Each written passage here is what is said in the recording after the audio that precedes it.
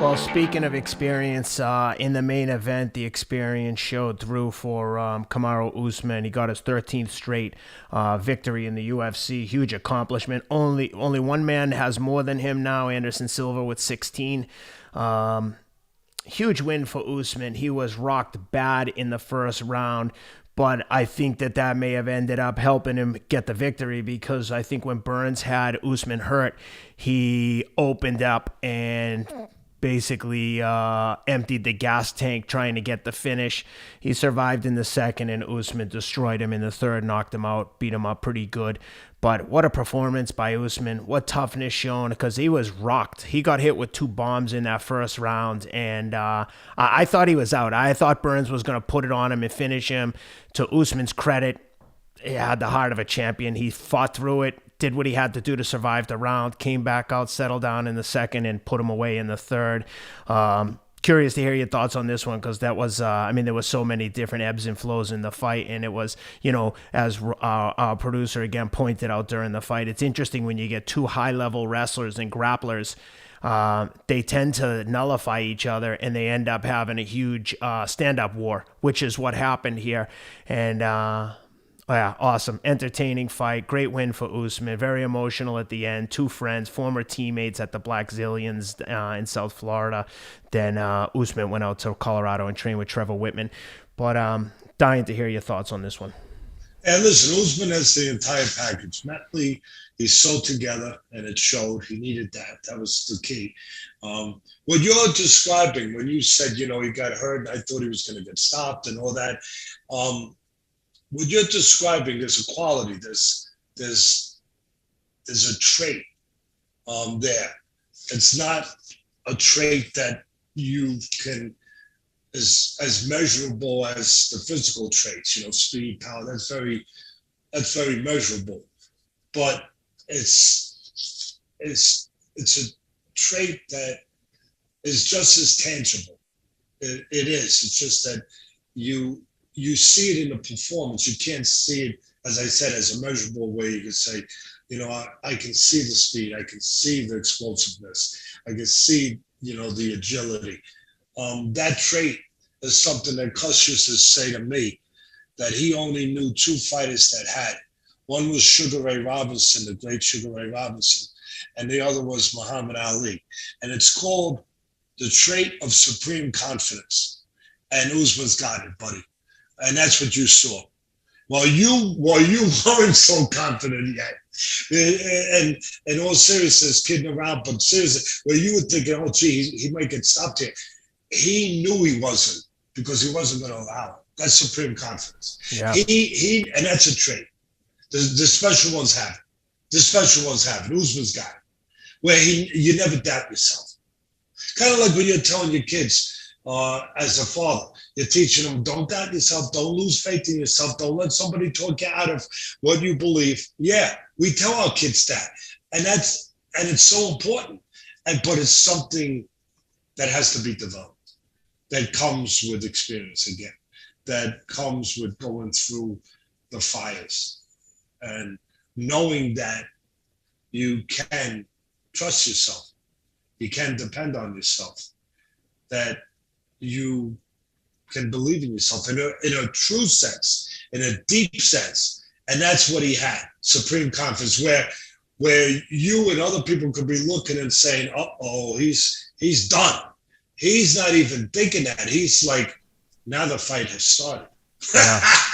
Now the fight has started. It has begun. Because like I always say, and our good friend and a tremendous warrior champion, Dustin Poirier, put out a quote that I've said before, where a fight's not a fight until there's something to overcome. And it's I've always recognized that. I mean, I have to. If I don't recognize that, like Cuss would say, you shouldn't be training fighters. You should be out on the corner selling Italian ices, strawberry, watermelon.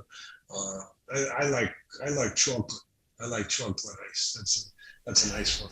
But if you're going to be in this business, you better understand such things. And Usman, when he got hurt, there was never a loss of faith. There was never a doubt that creeped in there. He just said, okay, tighten it up. Button down the hatches. This is what I'm here for, and I know where I'm going, and I know where I'm not going. I know I'm not going to that dark room. Yeah, I ain't going to that dark room. I'm not even going to that gray room. I'm going to the light of victory, and that's it. That's the brilliance of it. That's what's magnificent about it. Is that, yeah, we saw the punches, we saw the grappling, everything on the mat. He's so well-rounded. It was so well-rounded. He's got, like I said, he's got the whole package. Strong, talented, technically solid on his feet and on the mat. And he showed great class afterwards, as you touched on with Burns afterwards. I love it.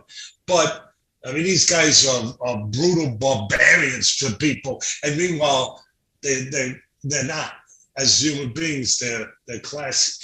They're what they have to be in the place that they have to be that. Yep. They're every bit of what they have to be.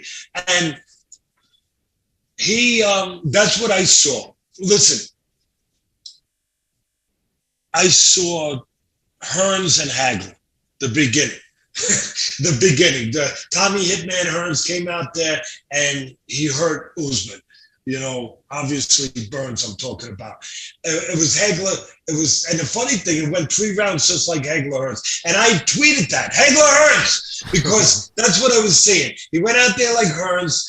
Hearns had that big right hand, the Motor City Cobra, Tommy the Hitman Hearns. He went out there and Burns caught him with a right hand, caught Usman with a right hand. And again, there's always a reason. You don't get lucky in my business or in that business. It's all the same. You don't get lucky. It's for a reason. You're calm enough to see something. Your timing was right. Your technique was right.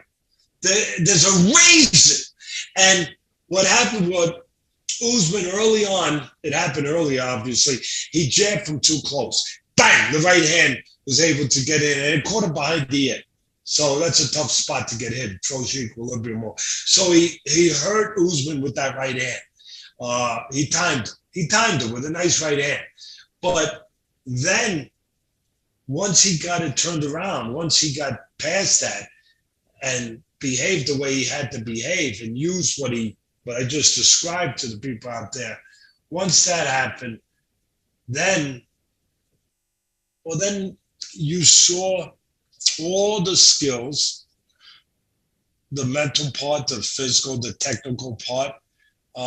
Terrific job. Before I get to the jab, and the jab was a key, just beautiful job with that jab. That was the key for Usman, getting things under control, getting control back from the striking standpoint, because he's tremendous on the floor too. I mean, like I said, he's so well-rounded, but his striking has improved so much. Whitman, who used to be a boxing coach years ago, he fought on my air 20 years ago. He had a fighter named Vernon Forrest, if my memory is correct, from the Albany area. Pretty good fighter, a veteran fighter. And Whitman was a young kid, and he was training him.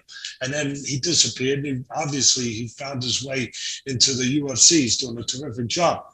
And the jab was so important. But before the jab, there was a spot where on the outside, Burns led with a left hook. It's a no-no. I always talk about in boxing, don't lead with a left hook in front of a guy, because a straight right hand will come down the middle if the guy times it right, and straight beats round all the time. So he starts with a left hook in front, Burns, and Usman times him with a right hand. He hurts with that. But then his jab stole the show. And I've said many times on ESPN, I've said it here, that you can knock a guy out with a jab. You can hurt a guy with a jab. It doesn't have to be a left hook, a right hand, a big uppercut. It can be a straight jab. If it's thrown the right way from the shoulder, you grab the floor, your feet are set on the floor, the power comes from the floor, you're solid, bang, right from the floor, bang, right from the floor, and straight, snapping the shoulder. And that's the beauty of it. That is the technique behind the jab. But here's the key. timing, timing. And how do you have good timing? By being calm. And that was the difference. Usman was nice and calm. And again, I'll say it again because it's been a consistent theme throughout the night of UFC. The experience different, the level of opposition, all of that. And listen, Burns been in there with guys, but you could see that Burns was burning fuel again at a faster rate than Usman, who was calmer, who was just more comfortable, more relaxed, even though he got hurt early on. He never lost faith. I went over that already. And he started to control the outside with that jab. And yeah, the jab was everything I just showed when I stood up, but the timing was the key. He threw it at the right time. He threw it.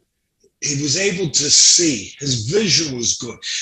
Top fighters have good vision, good eyes. I don't know if they're more than 20/20. I'm not necessarily saying that. Ted Williams had beyond 20/20, maybe the greatest hit. I know you're going to say this is the greatest hit in Boston, but maybe the greatest hit, last guy to ever hit 400, maybe the greatest hit of all time, right? He had 5 years taken away, going into the Air Force, going into the military, but special guy.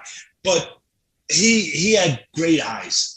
But part of it is calmness, to use those eyes. And Usman, you could see it. I'm looking at that. That's what I'm seeing. He's calm, and he was smart. He took it on the outside. You know why? The other guy was a little cruder, just a touch cruder, a little wider with his shots, not quite as finesseful, if you will, not quite as technically sound, just a little more fat on his punches. So when you're on the outside, you can exploit somebody that way. You can exploit them because you're on the outside. You can let them make mistakes. Give them room to make mistakes. Give them space to make mistakes and be able to see those mistakes and capitalize. And that's what he was doing. I thought it was brilliant. See, I'm looking at that. I thought it was, man, I just thought it was brilliant because Usman's, he's on the outside, his eyes, he's calm, and he sees the guy throw a little wide, bang! Because he gave him room. He gave him a little rope to hang himself, gave him a little room to make a mistake. You want room so he can make a mistake. And now, as I said, you can make him pay for that mistake. And then a jab at the right time, just the right time, bang! The right time. And you know what the right time was? Burns was getting ready to start something. Like he was getting into position to start something. Bang! The jab disrupted it. Discombobulated him because it was timed perfect. And the one that dropped him at the end, did he drop him with the jab or just? Yes, I think he dropped him twice with the jab. Stiff jab. Well, the one that he dropped him with, the one I'm seeing in my head right now, and it might have been the last one, was where Burns wandered. You can't wander in the ring. You can't. It's kind of like your kids. You got to make sure they don't wander out into the street where there's traffic, Ken. You got to make sure they don't wander. And he kind of like wandered into no man's land. He forgot his range. You got to always know your range. You got to always be able to judge the distance, where the punches start, where they end. It's right here. For me, if I'm fighting a guy, it's probably right here. So as I get there into that range, I got to be ready to move. I got to be ready to punch. I can't go into that range. I got to recognize that beginning of that no man's land, that danger zone.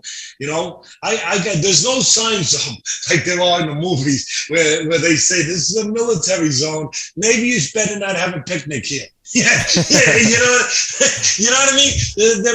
There might be some missiles coming while you're eating your baked chicken. You know what I mean? So you can't come into that military zone. You got to recognize where it is. You got to feel it. You got to know it. So that's what happened. Burns didn't recognize it. He got into that military zone, that no man's land, and he didn't realize he was there. And bang! He got caught with that chair. And and Usman recognized that, and he was calm enough to do that. That, to me, that was the brilliance. That was the science. And people are going to say, Teddy, are you actually using the term sweet science with UFC now? Are you? That's blasphemy. Are you doing that? Yeah, I am. Yeah, I am. Yeah, they're rugged, they're tough, they're ready to go where they gotta go. Yeah, but the ones who are on top, and that's what we're talking about, they have the science too. They're smarter.